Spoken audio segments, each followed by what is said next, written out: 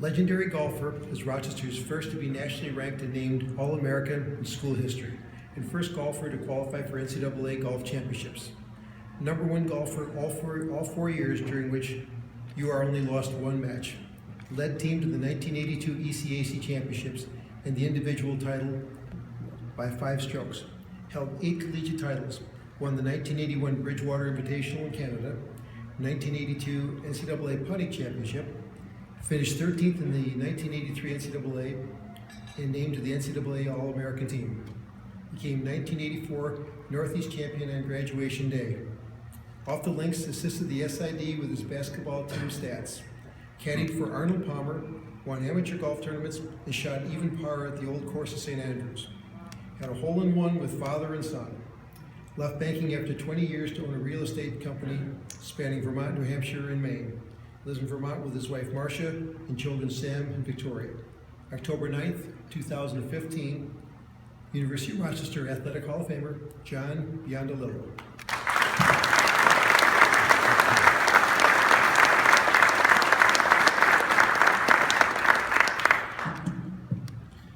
Thank you very much. It's quite an honor.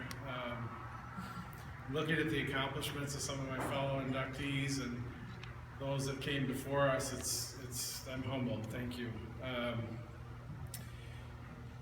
Athletes need a good support system, and my number one supporters in my life have been my parents, Jack and Vicki, who I'm happy are here today.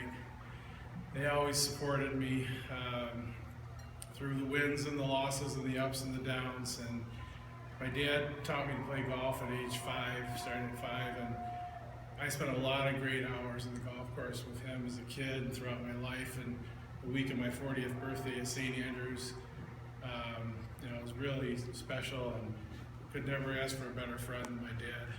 And my mom was always there. She had a lot of different athletic endeavors, and I always had a clean uniform and whatever I needed to compete my best that day. And her things always seemed to come second to mine. Whatever we did, she always put myself and my sister ahead of her. And so when the 1983-84 schedule came out and it was clear the Northeast Championships were going to be on graduation day, it never occurred to me to do anything else than to be with my teammates and play. We had a little debate about that, but ultimately, golf was my passion, and that's what I wanted to do, and that's what I did. And so, as a naive 21-year-old, after I won the tournament, I thought, well, that was the end of the discussion because I won, so it was the right decision. Well, 30 years later, we're still talking about it. So consider this my formal apology to you. But if I had to do it again, I'd make the same decision because Rochester athletics were really a huge part of my life, and I was really just amazed as I drove in here today. I hadn't been here. The last time I was here was for our 5th reunion in 1989 with my now wife, Marcia. Was here with, I think we just started dating, if that, and her brother was a goalie at RIT, and she made the road trip from Boston with me. So it was amazing to see all the changes and how big the university's become. But the best part of the university wasn't the buildings or anything, it was the people. And I was really just heartened to see so many familiar faces here, many of whom were here when I was here. And the people are the best, are just the absolute best thing. I mean, I couldn't believe that some of these people were still here. When I was touched when I got the call from Pat Stark. I mean, Pat had been here a long time when I was here. And so, talk about, greatness. I mean, Pat, probably one of the only people who was in the Syracuse Hall of Fame and the Rochester Hall of Fame. Pat was a great quarterback and coached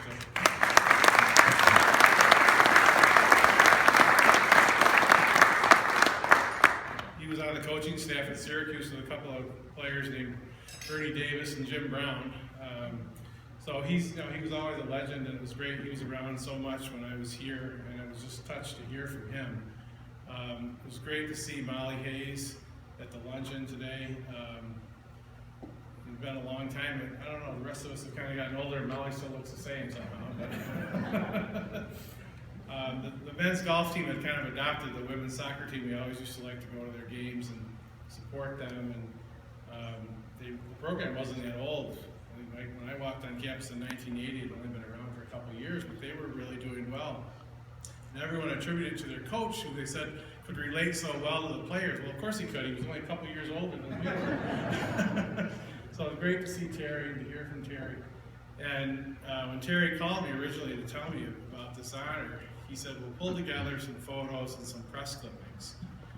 And really, if it wasn't for Tony Wells, who was at our table, there probably wouldn't have been any press clippings or photos, because Tony always made sure that we had good coverage. And Tony's been a good friend all these years, and the reason I got involved in being a statistician and traveling with the basketball team and all that, and I'm really thrilled to have you here today, Tony. Thank you.